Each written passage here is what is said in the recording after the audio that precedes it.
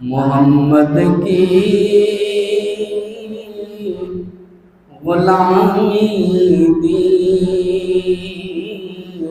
نے حق کی شرط اول ہے، محمد کی غلامی دی نے حق کی شرط اول ہے، گر ہو اسی میں کوئی خامی تو سب کچھ نامکمل ہے، گر ہو اسی میں کوئی خامی تو سب کچھ نامکمل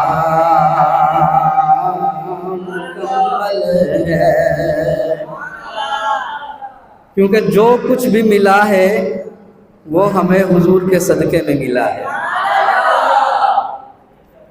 آپ نے بہت کچھ سیکھا ہوگا، علماء کرام جو ہے یہاں تشریف لا رہے تھے۔ آج ہم تھوڑا سا نماز کے متعلق جو ہے سماعت کریں گے۔ سب سے پہلے تو آپ سے ایک یہ سوال ہے ہمارا، بتائیے کہ دھونا کس کو کہتے ہیں؟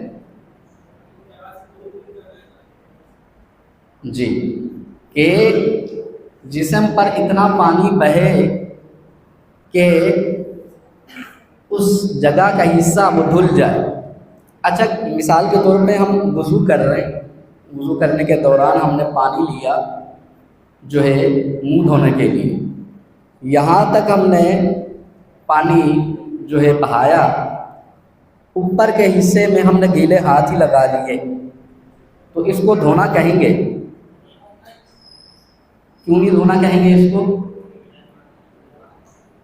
اس کو اگر کسی نے بھی اوپر ہاتھ پھیر لیا گیلا تو اس کو مسا کہیں گے، وہ دھونا نہیں کہلائے گا۔ اسی طرح جب نماز شروع کریں تو نماز کے اندر جو ہے جب تلاوت کی جائے تو جو تلاوت جو سورت مبارکہ اس کو بندے کو یاد ہو، وہ اتنی آواز میں کی جائے کہ وہ خود سن سکے، اور اگر کسی بندے نے اس کو تلاوت وہ کر رہا ہے اور تلاوت کرنے کے دوران ہی اس کے جو الفاظ ہیں قرآن کریم کے وہ اس طرح ادا کر رہا ہے کہ اس کے معنی فاسد ہو رہے ہیں تو نماز فاسد ہو جائے گی، اس کے میننگ چینج ہو رہے ہیں تو اس سے نماز نہیں ہوگی۔ جیسا کہ کسی نے کہہ دیا سبحان ربی العظیم الفاظ ہے، اور کہنے والے نے پڑھنے والے نے اس طرح پڑھا سبحان ربی العظیم، وا کی بجائے زا پڑھ دیا تو اس کی نماز فاسد ہو جائے گی۔ تو ان الفاظ کو، ان چیزوں کو سیکھنا بہت ضروری ہے۔ اب آپ بہت کچھ سیکھ بھی چکے ہوں گے الحمدللہ۔ اور دوسرا یہ کہ اعتکاف کے میننگ ہوتے ہیں دھرنا دینا۔ یہاں سے آپ جب جائیں اپنے گھروں پر تو آپ سے ہم پوچھتے ہیں کہ بتائیں آپ گھر پہ کیا لے کے جائیں گے، تو ہر کسی کا مختلف آنسر ہوگا اس کا۔ تو آپ ادھر مسجد میں بیٹھے ہیں اعتکاف کے اندر، تو یہاں پر جب بیٹھیں تو ایسی چیز لے کے جائیں جو آپ کو چینج کر دے۔ آپ میں سے سال بھر کچھ ایسے لوگ ہوتے ہیں کہ جو سال بھر کے اندر کچھ نمازیں پڑھ رہے ہوتے ہیں، کچھ نہیں پڑھ رہے ہوتے، تو دل میں تہیہ کر لیں کہ آئندہ رمضان المبارک اور تا زندگی تک میں جو ہے اعتکاف کی برکت سے یہ لے کے جا رہا ہوں کہ کبھی میں نے نماز کو نہیں چھوڑنا۔ اور یا کسی کے اندر عادت ہوتی ہے کہ وہ غصہ زیادہ کرتا ہے، یہ تہیا کر کے جائیں کہ آئندہ ہم کبھی غصہ نہیں کریں گے، آئندہ کبھی جھوٹ نہیں بولیں گے، تو ان چیزوں کو لے کر جائیں۔ اور جو میں نے آیت کریمہ پڑھی ہے، اللہ تبارک و تعالیٰ نے اپنے کلام پاک کے اندر ارشاد فرمایا، بے شک نماز مومن پر وقت مقررہ پر فرض کی گئی۔ صلاۃ کے میننگ بہت سارے علماء کرام نے لکھے ہیں، لیکن یہ یاد رکھیں صلاۃ بمعنی بندگی۔ جب صلاۃ کا لفظ بندگی کے لیے استعمال ہوگا تو اس سے مراد نماز ہوگی۔ جب صلاۃ کا لفظ تعریف اور توصیف کے لیے استعمال ہوگا تو اس سے مراد درود ہوگا۔ اور اللہ تبارک و تعالی نے تمام مخلوق کے لیے 5 قبلے بنائے۔ کتنے قبلے بنائے؟ 5 قبلے بنائے۔ کون کون سے؟ یہودیوں اور عیسائیوں کا قبلہ بیت المقدس، ہم مسلمانوں کا قبلہ خانہ کعبہ، اور ملائکہ کا قبلہ فرشتوں کا بیت المعمور۔ اللہ تعالیٰ نے ایک فرشتوں کی جماعت بنائی ہے جس کا نام ہے کر و بیان۔ اللہ تعالیٰ کی کرسی ہے ان کا قبلہ۔ اور 5واں قبلہ ہے ذات واجب کے الہی بھولے ہوئے لوگوں کا قبلہ۔ کیا مطلب؟ ایک انسان کہیں راستے میں جا رہا تھا، راستے میں جاتے جاتے ایک ایسی جگہ سے، ویران جگہ سے گیا، گزر ہوا اس کا، اب نماز کا ٹائم ہو گیا، اب اس کو قبلے کی سمت کا پتہ نہیں چلتا ہے۔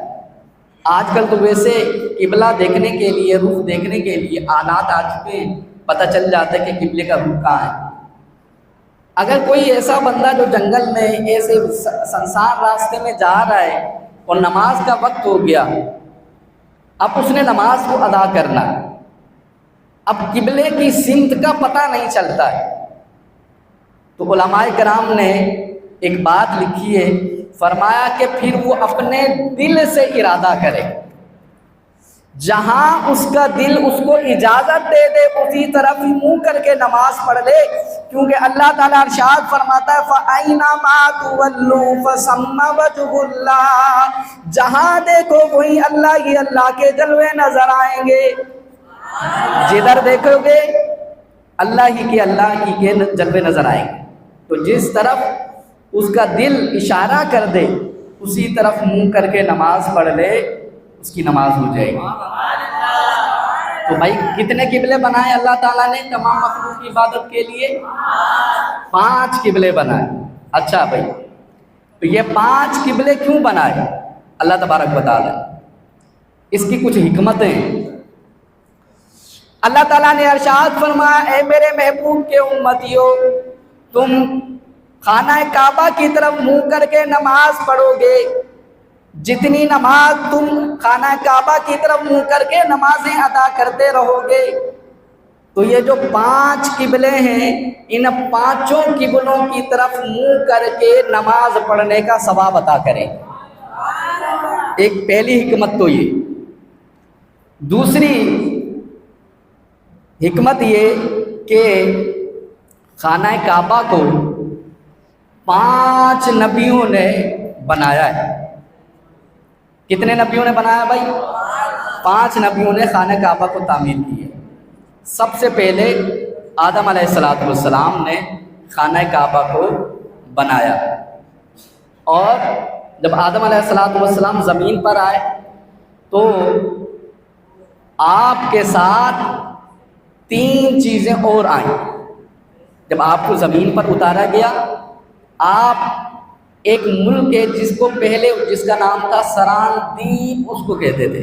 کیا کہتے تھے؟ لیکن آج کل اس کو سری لنکا کہتے ہیں۔ سری لنکا کے اندر ایک پہاڑ ہے جس کا نام ہے کوہ ابو قبیس۔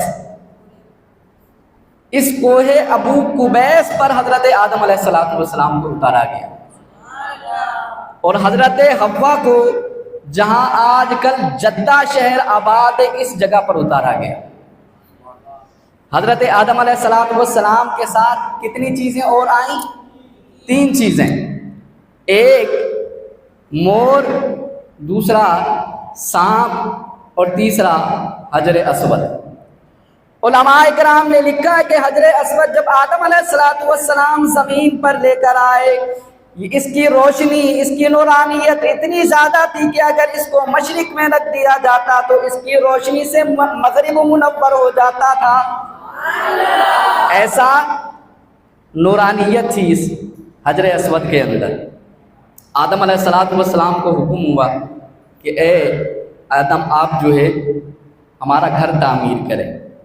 آدم علیہ السلام نے جو ہے خانہ کعبہ کو تعمیر کیا، اور مختلف روایات ہیں کہ آدم علیہ السلام نے پوچھا، یا اللہ میں تیرا گھر کہاں تعمیر کروں؟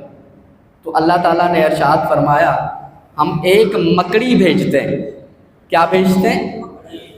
وہ مکڑی جتنی زمین پر جالا بن دے، بس اتنی ہی زمین پر خانہ کعبہ کی بنیاد کھود دے۔ دوسری روایت میں یہ ہے، آدم علیہ السلام نے پوچھا کہ یا اللہ میں کہاں پر تیرا گھر تعمیر کروں؟ تو اللہ تعالیٰ نے ارشاد فرمایا کہ ہم ایک بادل بھیجتے ہیں، وہ بادل جتنی زمین پر سایہ کر دے اتنی ہی زمین پر خانہ کعبہ کی بنیاد کھود دے۔ تیسری روایت یہ ہے کہ آدم علیہ السلام نے عرض کیا، یا اللہ کون سی جگہ پر خانہ کعبہ تعمیر کروں؟ تو اللہ تعالیٰ نے ارشاد فرمایا، ہم ایک ہوا بھیجتے ہیں، وہ ہوا جتنی زمین پر جھاڑو پھیر دے بس اتنی ہی زمین پر خانہ کعبہ کی بنیاد ہو۔ تو آدم علیہ السلام نے جو ہے بنیادیں کھودی اور خانہ کعبہ کو بنانا شروع کیا۔ جب خانہ کعبہ کی دیواریں آپ کے قد کے جتنی ہو گئیں تو آپ کو حکم ہوا کہ بس اب یہاں پر تعمیر کو روک دیا جائے۔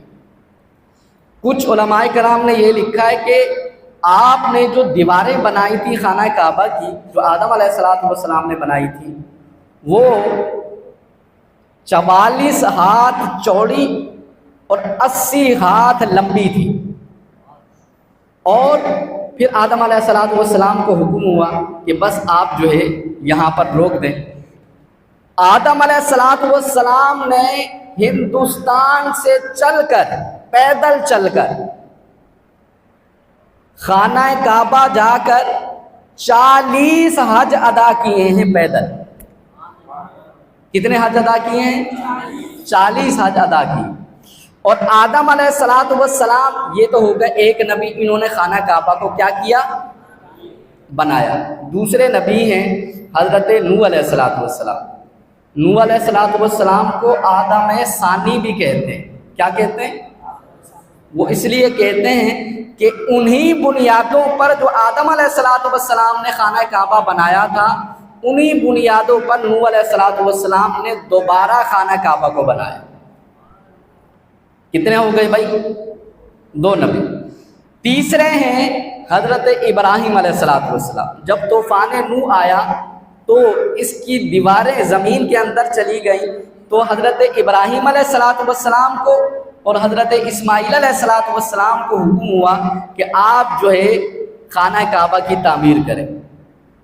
حضرت ابراہیم اور حضرت اسماعیل آپ نے دونوں نے خانہ کعبہ کی انہی بنیادوں پر دوبارہ تعمیر کیا، اور آپ نے 5 پہاڑوں کے پتھر خانہ کعبہ میں لگائے جو آج تک لگے ہوئے، جودی، ہیرا، لبنان، زیتا، طور، 5 پہاڑوں کے پتھر لگائے جو آج بھی لگے ہوئے۔ اس کی وجہ کیا تھی؟ 5 پہاڑوں کے پتھر کیوں لگائے گئے؟ علماء کرام نے فرمایا ہے کہ حضرت ابراہیم علیہ السلام نے اس کا خانہ کعبہ کے اندر 5 پہاڑوں کے پتھر اس وجہ سے لگائے کہ حضور کی امت کو اللہ تعالیٰ نے حکم ارشاد فرمایا کہ اے میرے محبوب کے امتیوں، تم 5 وقت کی نماز خانہ کعبہ کی طرف منہ کر کے نماز کو ادا کر لیا کرو، تمہارے گناہ اگر 5 پہاڑوں کے برابر بھی کیوں نہ ہوں گے ہم سارے کے سارے معاف کر دیں گے۔ کتنے نبی ہو گئے بھائی؟ 3 ہو گئے، نہیں 4 ہو گئے۔ حضرت آدم علیہ السلام، حضرت نوح علیہ السلام، حضرت ابراہیم علیہ السلام اور حضرت اسماعیل علیہ السلام۔ باقی آخر میں نبی پاک صلی اللہ تعالیٰ علیہ وسلم نے خانہ کعبہ کو جو ہے وہ بنایا ہے، اور نبی پاک صلی اللہ تعالیٰ علیہ وسلم ہو گئے 5۔ تو 5 نبیوں نے خانہ کعبہ کو بنایا۔ چنانچہ اللہ تعالیٰ نے ارشاد فرمایا اے میرے محبوب کے امتیوں، تم خانہ کعبہ کی طرف منہ کر کے نماز پڑھو 5 وقتہ، اور جب قیامت کا دن ہوگا، چنانچہ ان 5 نبیوں نے خانہ کعبہ کو بنایا ہے، ہم قیامت کے دن 5 نبیوں کی شفاعت سے تمہیں جو ہے وہ عطا کریں گے، 5 نبی کی شفاعت سے بہرہ کریں گے آپ کو۔ تو اللہ تعالیٰ نے جو ہے خانہ کعبہ کو بنایا، اس طرح جو ہے نبیوں نے اس کو تیار کی۔ اب ایک حکمت یہ بھی ہے کہ اللہ تبارک و تعالیٰ نے جو ہے ہر انسان کو 5 حواس عطا کیے ہیں۔ کون کون سے؟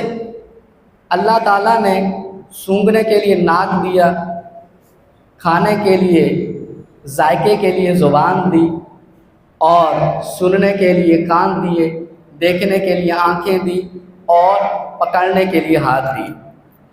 چنانچہ یہ اس طرف اشارہ تھا کہ اے میرے محبوب کے امتیوں، یہ جو تمہیں ہم نے یہ حواس عطا کیے ہیں، اس کا اگر تم زندگی بھر بھی شکر ادا کرتے رہو تو شکر ادا نہیں ہو سکتا ہے، لیکن اگر تم 5 وقت کی نماز کو وقت مقررہ پر ادا کرو گے تو ان حواس کا خود بخود شکریہ ادا ہو جائے گا۔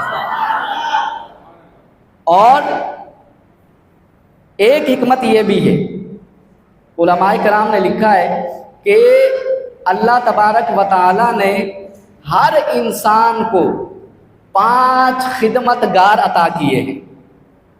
ایک، رہنے کے لیے مکان، پہننے کے لیے لباس، اور کھانے کے لیے کھانا، سوار ہونے کے لیے سواری، خدمت کے لیے بیوی۔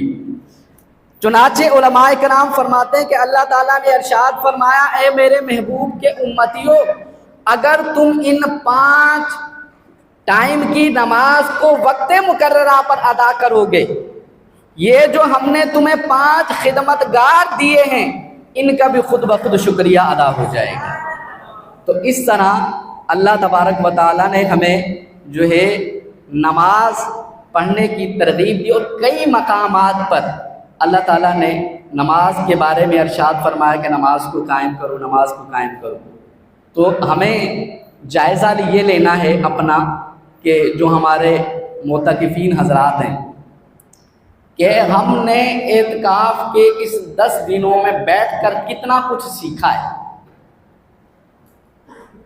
مراقبہ کریں اپنا، اور اپنے آپ کو دیکھیں کہ ہم نے کتنا سیکھا ہے، اور سیکھ کر کے جب جائیں تو پھر اس پر عمل پیرا ہونا شروع کر دیں، اور جب عمل پیرا ہونا شروع کریں گے تو پھر زندگی میں چینجنگ آنا شروع ہو جائے گی۔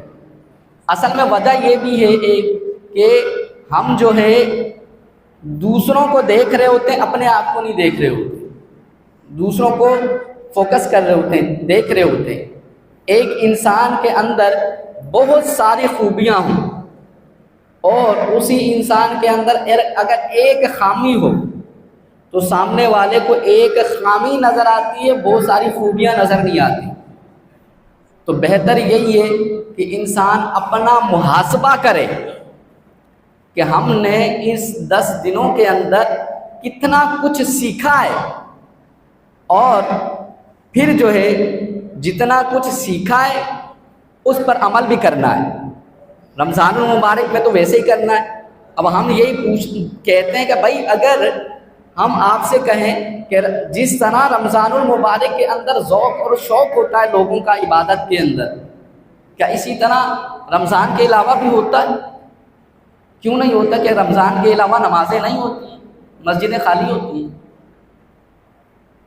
رمضان کے علاوہ اور جو قرآن کریم کی تلاوت جو رمضان المبارک کے اندر کرتے ہیں وہ سال بھر میں نہیں ہوتی، اس وقت قرآن نہیں ہوتا ہے۔ تو یہاں پر سیکھنا یہی ہے کہ آپ یہاں سے جو کچھ سیکھ رہے ہیں اس کو ریگولر اپنے روٹین میں اپنا لیں، اس کو جو ہے آئندہ آنے والے وقت میں بھی اس پر عمل پیرا ہوں، تاکہ پتہ چلے کہ آپ میں چینجنگ آئی ہے۔ اللہ تعالیٰ سے دعا ہے کہ اللہ تعالیٰ ہم سب کو نیک کام کرنے کی توفیق نصیب فرمائے۔ وآخر دعوانا ان الحمد للہ رب العالمین۔